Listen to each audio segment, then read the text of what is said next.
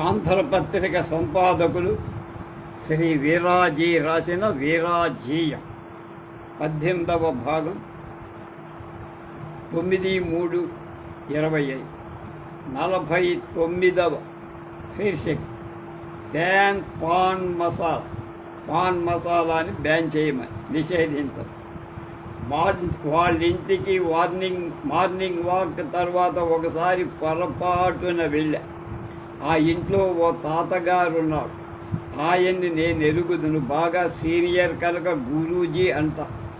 ఈ మాట కూడా పెద్ద మనిషి అన్న మాట లాగే వేళాకోళం మాట అయిపోయి, కానీ సిన్సియర్గా గురువు గారు అనేవాళ్ళు అనిపించుకునేవాళ్ళు ఉన్నారు.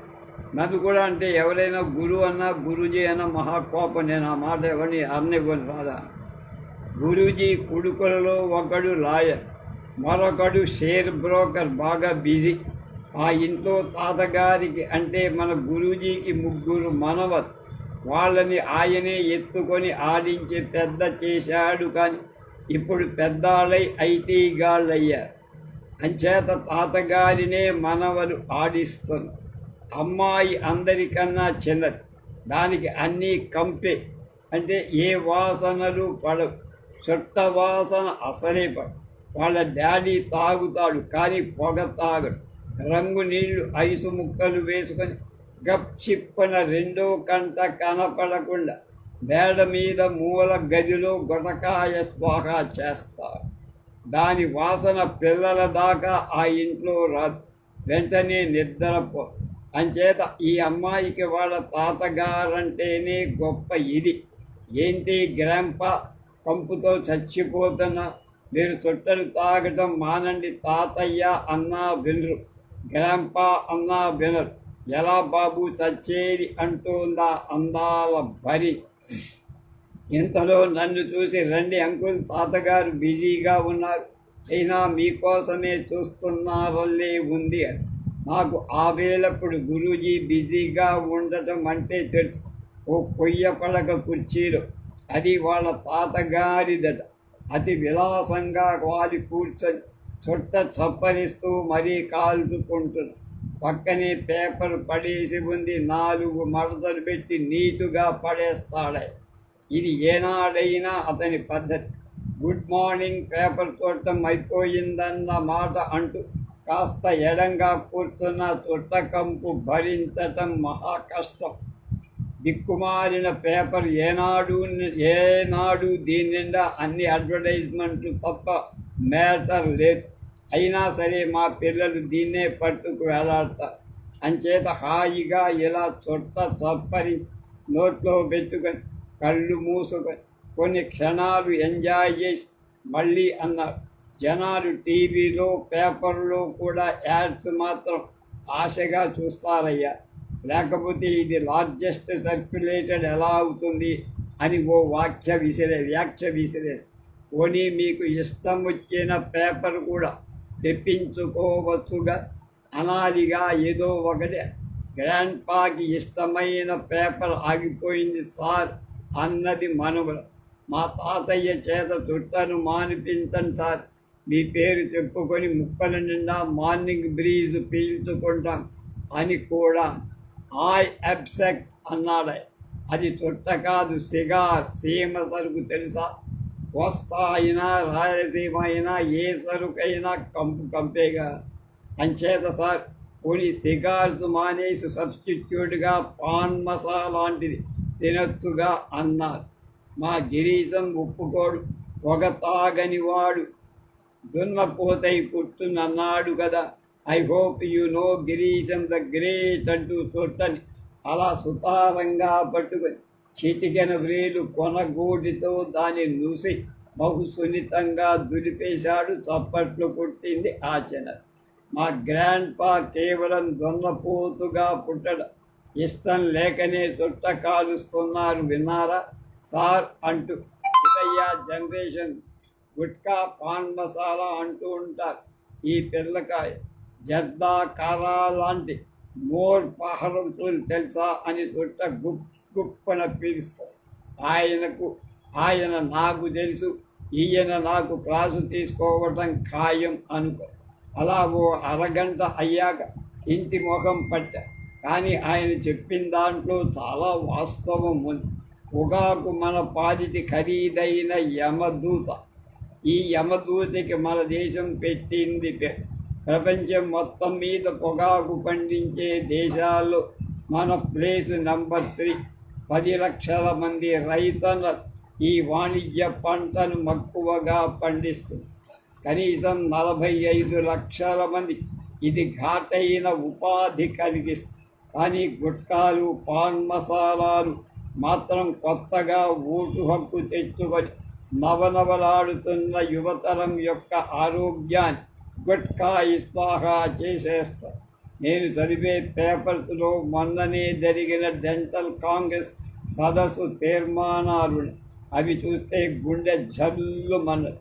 దేశంలో వివిధ రాష్ట్రాలకు చెందిన 600 మంది దంత సంబంధ నిపుణులు, వైద్యులు 3 రోజుల పాటు ఒక సదస్సు నిర్వహించి పొగాకు పదార్థాలు తెచ్చే అనర్థాలను లిస్టు రాసుకొని మరీ పరిశీలించి చూశారు. వారి తీర్మానం ఏమిటంటే తక్షణం గుట్కాల్ని, పాన్ మసాలాల్ని నిషేధించారు. వీటి కారణంగా 70,000 నోటి క్యాన్సర్ కేసులు ఏటా నమోదైపోతుంది. నోటి క్యాన్సర్కి గుట్కాకి అవినాభావ సంబంధం. గుట్కా వల్ల బంగారు భవిష్యత్తు యువతరం నిర్వీర్యమైపోయింది. చాలా తొందరలోనే చికిత్స లేని క్యాన్సర్ వ్యాధికి బలైపో. మనం ఆరోగ్యంగా ఉండకపోయినా మంచి తిండి కొరుక్కొని నములుతూ తినే పదార్థాలే చాలామందికి ఇష్టం.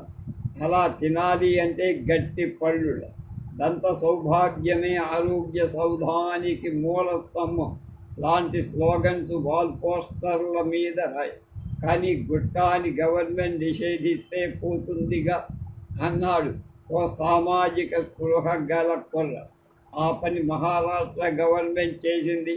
కాలేజీ దగ్గర, స్కూళ్ళ దగ్గర గుట్కాలు అమ్మకాలు నిషేధించారు. కానీ ఫలితం శూన్యం. గుట్కాని అమ్మడమే కానీ తినడం నిషేధించలేదుగా. తినేవాడికి అమ్మేవాడికి మధ్య నిషేధం లేదుగా. తినేవాడికి అమ్మేవాడికి మధ్య 1,00,000 మార్గాలు. గుట్కాలు దుకాణంలో దొరక్కపోతే దుకాణదారు ఇంటికి పోయి కొని గుట్కా ప్యాకెట్ల మీద కూడా ఇది సాగు దెబ్బతీస్తుంది జాగ్రత్త అని హెచ్చరిక రాసి 2 ఎముకలు ఇంటూ లాగా పెట్టి మధ్యలో పొర్రె బొమ్మ వేసి ఆ లేబుల్స్ అతికిస్తే ఇంకా దేశంలో 140 మంది వార్నింగ్స్ చదవటం రాదు.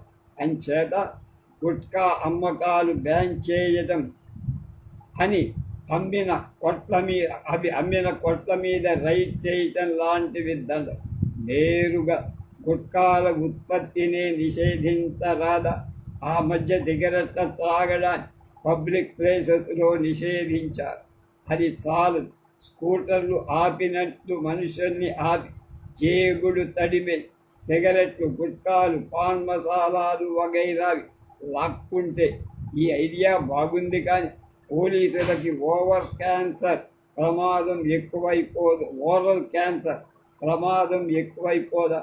అంచే డెంటల్ ఎక్స్పర్ట్స్ మాటలు ఆలకించి దేశంలో గుట్కాల ఉత్పత్తిని బ్యాన్ చెయ్యండి. ఏం సాధ్యం కాదా? గవర్నమెంట్ ఇన్కమ్ పోతుందా? వాళ్ళు కోర్టుకు వెళ్తారా? వెళ్ళనివ్వండి. కోర్టులు మాత్రం థ్రోట్ క్యాన్సర్ని ప్రమోట్ చెయ్యవుగా. ప్లాస్టిక్ సంచుల తయారీని నలిపేసినట్టే పాన్ మసాలా తయారీని కూడా ఆపేయించండి. పాము కర్ర 2 పోతాయి. జనాలు వాళ్ళ దంత సౌభాగ్యాన్ని హాయిగా ప్రదర్శించనివ్వండి. అదే బెటర్. నువ్వు అలాగే అంటావు కానీ దట్ ఈజ్ నాట్ ఈజీ అంటున్నారా? దెన్ అనగా that is your problem. Okay. విరాజీ September 2001. We are Telugus. We wish you all the best of Vinayaka Chavithi అంటూ ప్రసారం సాగుతున్నంతసేపు ఇంగ్లీషు అక్షరాల తోరణాన్ని ప్రదర్శిస్తూ ఒక టీవీ ఛానల్ వినాయక చవితి పూజా కార్యక్రమాన్ని కథా పఠనాన్ని శ్రావ్యంగా అందజేసి ఇదేం రోగం, ఈ శుభాకాంక్షలేవో తెలుగులో తయారు చేసి అడబొచ్చుగా అన్నాడు పెద్దమని. అతను నోరిపితే ఇంగ్లీషు తప్ప పట్టుమని 10 వాక్యాలు పలకలేడు. అఫ్కోర్స్ అన్నాడు అతని బియ్యంకుడు. కొరకరా చూశాడు ఈయన. అవతలాయన నవ్వేశాడు. అఫ్కోర్స్ అన్న మాట తెలుగు మాటే సారు, మీరేం ఫీల్ అవ్వకండి అంటూ సర్దుగా. ఇంతలో ఫోన్ బగ్. హలో, అవునండి, ఉన్నదండి, but she is in puja. Today is Thursday please call back after some time అంటూ కాలేజీలో చదువుకుంటున్న రామి వాళ్ళమ్మ ఫోన్ పెట్టేసింది. రామి అన్నది రామాయమ్మకి ఇంగ్లీష్ అనువాదం. బ్రౌన్ దొరగారిని. Who is he?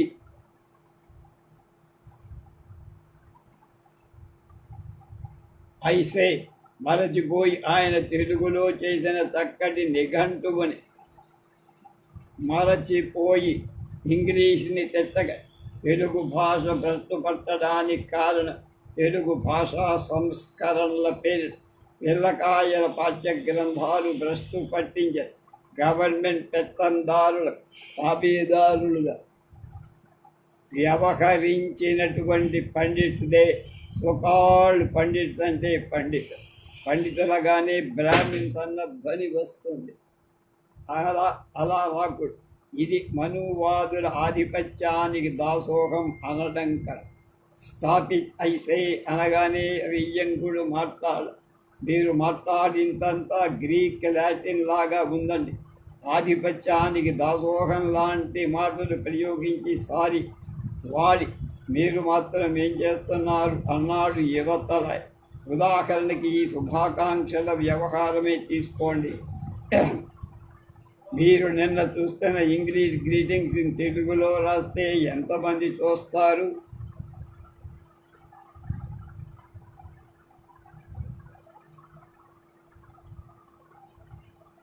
సరే, చూస్తారు అనుకుందాం. దాన్ని రాయడంలో మళ్ళీసారి వ్రాయడంలో ఎన్ని ఇబ్బందులున్నా శుభాకాంక్షల వినాయక చతుర్థియా లేక వినాయక చవితియ సందర్భమా అబ్బు చాలా ఉంది మన ఆంధ్ర భాష యొక్క సంగతి. అంచేత ఇంగ్లీష్లో అయితే బెటర్. అందులో 26 అక్కరాలే. ఇది అచ్చు తప్పు కాదోయ్ బాబోయ్. అక్కరాలు అంటే తెలుగు పదమే కనుక సమయానుకూలంగా చదివేసుకోండి. కానీ తెలుగు భాషకి 56 అక్షరాలు ఉండే. 0 పెడితే ఒక అర్థం, తీసేస్తే మరో తాత్పర్యం. ఇంకో అక్షరానికి పొట్టలో చుక్క పెడితే ఒకటి, దాన్ని తెరిపేస్తే ఇంకోటి. బాబు, ఇది కూడా ఆ టీకా కాదు. అంచేత ఇవాళ తెలుగు భాషా దుస్థితి గుర్తులు ఏత స్థీ కరెక్టా, స్థీ కింద తావత్తు కరెక్టా? గొప్ప చిక్కండి. తెలుగులో మాట్లాడాలంటే సరైన తెలుగు ప్రక్కన ఇంగ్లీషు ఉంది కనుక బతికిపోతాం. ఇంగ్లీష్లో అన్ని సబ్జెక్టులకి అంటే అన్ని అంశాలకి, అన్ని శాస్త్రాలకి, అన్ని వయస్సుల వాళ్ళకి, అన్ని రకాల వాళ్ళకి విడివిడిగా చివరికి డిక్షనరీ ఆఫ్ అబ్సర్డిటీస్తో సహా ఉన్నాయి. కనుక అది ఖరీదుల్లో నిఘంటువులు, పారిభాషిక పదకోశాలు వగైరా తెలుగులోనే ఉన్నాయి. అకాడమీలు డబ్బు మింగి వేసే పుస్తకాల వాటిలో పదాలకి అర్థాలుగా కొన్ని కృతక పదాలు వచ్చాయి. వాటిలో అప్పు పచ్చులు, పైగా పేజీలంటే కొన్ని పేజీలుంటే మరికొన్ని గల్లంతు పిల్లకాయల పుస్తకాలు తీసుకోవడం. అవన్నీ బాదరగా చేసిన గ్రంథాలే సారి బుక్సే. వెనకటికోసారి చాలా కాలం క్రితం ఆగిపోయిన ఆంధ్రపత్రిక ఆఫీసులో పేపర్ని అంటే పత్రికని ఎలా అభివృద్ధి చేయడం, ఫేస్ లిస్ట్ ఎలా ఇవ్వడం మీద స్టాఫ్ మీటింగ్ జరిగి ఓ ఉపసంపాదకుడు లేచి సంపాదకీయం మీద వేస్తున్నామే ఒరులేయవి వనరించిన నరవర ఎట్సెట్రా పద్యం దాన్ని తీసేయాలండి. అది రోజు అదేనా బోరు కొడుతోందని లెస్స పలికితివి మిత్రమా. ఇంకా నయం, ఆంధ్రపత్రిక పేరు మార్చి మరోటి పెట్టమన్నావు కాదు అన్నాడు మరో సీరియల్ అలాగే వీళ్ళు అంటే పిల్లల పుస్తకాలు తయారు చేసిన వాడు శకటరేపాన్ని శకారాన్ని ఇంకా మరికొన్ని అక్షరాలు పిల్లలకు బాగా తిరుగుతాయి నోళ్ళు. ఈ రాసిన వాళ్ళకి రాయించిన వాళ్ళకి తిరగవు.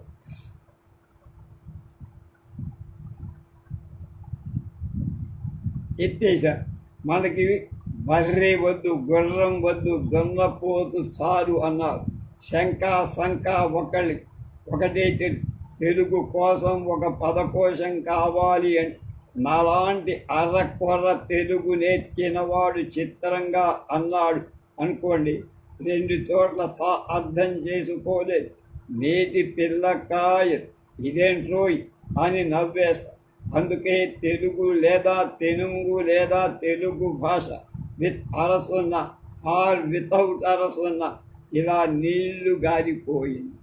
అయ్యా నీళ్లు కాదండి, నీరు విత్ అరసున్న అంటే బూడిద అనే అర్థం మంచేద. నీరు గారిపోయి బండిరా రాస్తే నీరు అంటే బూడిదన కనుక తంది ఆర్పేయకుండా వదిలేసిన బుగ్గులు నిప్పులు అలా చల్లారిపోయి బూడిద మిగిలినట్లుగా అని ఈ మాటకు అర్థమని ఏనాడు చచ్చిపోయి స్వర్గాన కృష్ణదేవరాయల పక్కన చేసిన మా తెలుగు మాస్టారికి అస్మంటి మహనీయులు ఇప్పుడు లేరు.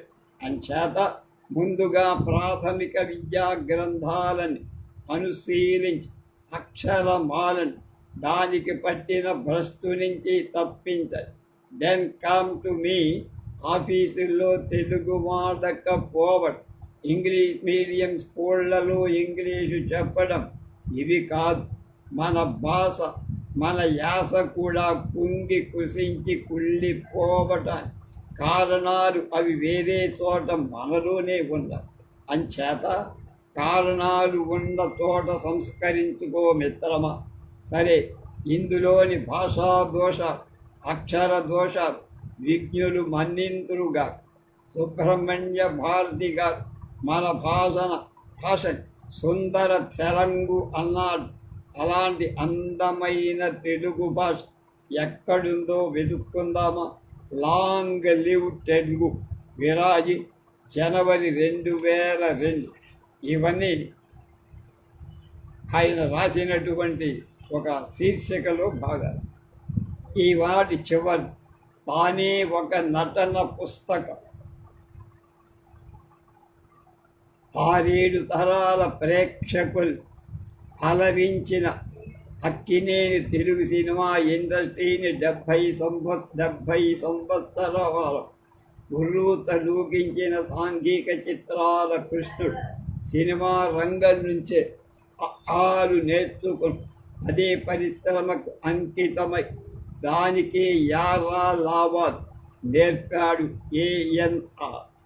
ఒక ఆత్మీయుణ్ణి కోల్పోయాం, ఒక శకం అంతమైంది అన్న ఫీలింగ్ కలిగి పరిశ్రమ ప్రేక్షకులు ఒక్కలాగే నివాళులర్పిస్తూ ఏఎన్ఆర్ సినిమాల్ని జీవిత ఘట్టాల్ని పంచుకుంటూ మరోసారి మీడియా ఉద్విగ్నంగా చూస్తూ ఉంటే ఎవరైనా సరే తలుచుకునేది నెమరేసుకునేది ఒకటే స్వానుభవం, సొంత అనుభూతులే.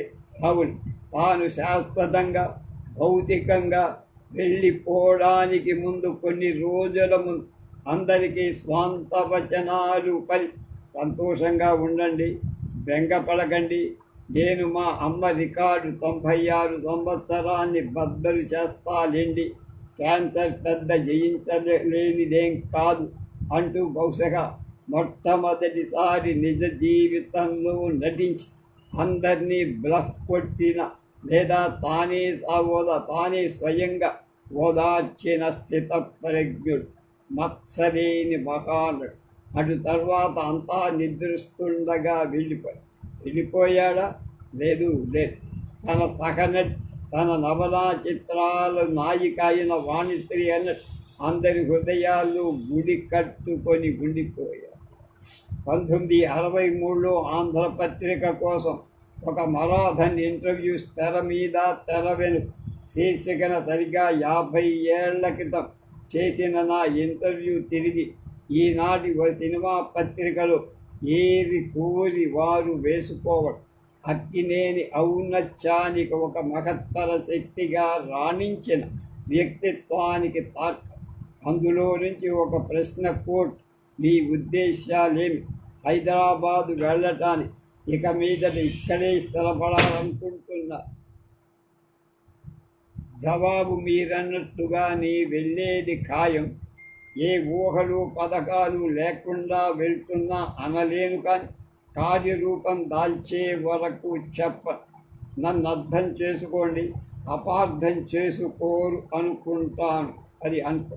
అటు తర్వాత ఆయన మద్రాసులో తన ఇంటి ముందు లాంతులో పెట్టిన ఆఖరి ప్రెస్ కాన్ఫరెన్స్కి నేను వెళ్ళాను. అంటే ఎవరు? వీరాజు. చిత్ర పరిశ్రమ ఏపీఎఫ్సి సబ్సిడీల మీద కాక తెలుగు గడ్డ మీద ఇదిగో ఇలా ఇవాళ దశ చేరుకోవటానికి ఈ అపర భగీరథ అపర చాలకుడు వేసుకున్న పథకాలేక హైదరాబాద్ చిత్ర పరిశ్రమ లక్, మద్రాసు పరిశ్రమ బ్యాడ్ లక్ అని అందరూ అటు తర్వాత వారపత్రికలో పడ్డ వార్త శీర్షిక అక్కినేని హైదరాబాద్ మకాం మార్చిన వేళ. నాగేశ్వరరావు మద్రాసు నుండి హైదరాబాద్ వ్యాపార నిమిత్తం మకాం మార్చాడు. గత నెల మే 29 అడయార్లు తన స్వగృహాన్ని ఖాళీ చేశాడు. ఆ ఇంటిని సావిత్రి నటి కొనుక్కొని ఇల్లు ఖాళీ చేసి కుటుంబంతో సహా వెళ్ళేము సావిత్రిని ఆమె భర్తని పిలిపించి ఇంటి తాళాలు అప్పగించారు. ఆ రోజు మధ్యాహ్నం కారులో బయలుదేరాల్సి ఉంది. ఎండ తీవ్రత వల్ల పిల్లలతో ప్రయాణం కష్టమని ఆ రాత్రి మైల్లో బయలుదేరారు. స్టేషన్కు శ్రేయోభిలాషులు వచ్చి వీడ్కోలిచ్చారు. నేను మద్రాసు వచ్చి సుమారు 20 ఏళ్ళయి. అప్పటి నుంచి మద్రాసు నివాసిగా మీ అందరిలో నేను ఒక్కడిగా, అందరం అన్నదమ్ములలా ఒకే కుటుంబంలోని వ్యక్తుల్లా తిరిగాం. ఈ రోజుతో మద్రాసు నివాసిని కాకుండా వెళ్ళిన మద్రాసుకు నాకు మీకు సంబంధం ఎప్పుడూ ఉంటుంది. షూటింగ్కి వస్తూ ఉంటా అంటూ నాగేశ్వరరావు తన పేటెంట్ మార్క్ నమస్కారం ఒకటి ఉంది, నమస్కరించారు. ఇక మీద వృత్తిరీత్యా రావాల్సిందేగా అని అభిమానులు, పత్రిక వాళ్ళు అందరూ బరువెక్కిన హృదయాలు. ఇది 14/6/63 ఆంధ్రపత్రికలో. ఆ మరుపు అక్కినేని జీవితంలోనే కాదు, తెలుగు చలనచిత్ర పరిశ్రమ కూడా కొత్త మరుపై సుస్థిర భవిష్యత్తును నిర్మించి అక్కినేని సైలెంట్ ఫైటర్ వెండితెర బంగారు పళ్ళెరంగా విజయవాడ ప్లాట్ఫామ్ మీదకి దొరికింది. టాలెంట్ రామాపురం పుట్టిన గ్రామం, రామజననం తొలి చిత్రం, దొంగరాముడు తొలి చిత్ర నిర్మాణం, అలాగే అందాల రాము 91లో తన ఇమేజ్ని కొత్త మలుపు తిప్పిన పాత్ర, సీతారామయ్య గారి మనవరాలు సీతారామయ్య అలా నడిచి వెలుపల రాముడు, తెర మీద కృష్ణుడు. ఎన్టీఆర్ పౌరాణిక కృష్ణుడైతే ఏఎన్ఆర్ రొమాంటిక్ సాంఘిక చిత్రాల కృష్ణుడు అంట. కానీ నిజ జీవితంలో అతను ఒక నిరంతర అన్వేషి, కృషీవరుడు, తపస్వి. నిజ జీవన పోరాటంలో వేసిన స్టెప్ తారాపథానికి ఎక్కించిన నిచ్చెన అయిన సినిమా స్టెప్, అతని స్టెప్స్కి ఆద్యుడు కూడా. అవే నాడు నేడు అందరి మన్నన పొంది. దసరా బుల్లోడు అక్కినేని ఒక ఛాలెంజ్గా స్పీచ్ డ్యాన్సులు చేస్తూ అందరూ నివ్వెరపోయి మురిసిపోయారు. మహానటుడు, నిర్మాత అయిన కమల్ హాసన్ పూర్వాశ్రమంలో డ్యాన్స్ అసిస్టెంట్. ఆయన తీసిన అమావాస్య చంద్రుడి చిత్రం సభ తర్వాత నేనతన్ని కమల్ని పెద్దవాళ్ళు ఇంటర్వ్యూ చేశానంటున్నాడు వీరాజ్. చాలా విషయాలు జ్ఞాపకం లేవు, కానీ అక్కినేని నాగేశ్వరరావు గొప్ప డ్యాన్సర్, నా అనుభవంతో చెప్తున్నా అన్న మాట నాకు కమల్ హాసన్ నిజ జీవితంలో కూడా మార్చిన కచట తప గసడ దవడుగా మార్చుకున్న మరొక రాని ఓటమి లేని నటుడు మన నాగేశ్వరరావు. దేవదాస్ అంటే అక్కినేని ఒక్కడే అన్నాడు దిలీప్ కుమార్ అంతటి వాడు. మరణం తథ్యమని తెలిసినా ఈ తపన ఆగదు. తపన కాదు, ఆయనది తపస్సు. అక్కినేని అమరజీవి. He is treatise on the art of cinema. He is a treatise on the art of cinema. విరాజి జనవరి 2014. రేపు తెలుగులో సంతకం చేస్తే చల్లదా అనే విషయాన్ని గురించి తెలుసుకుందాం.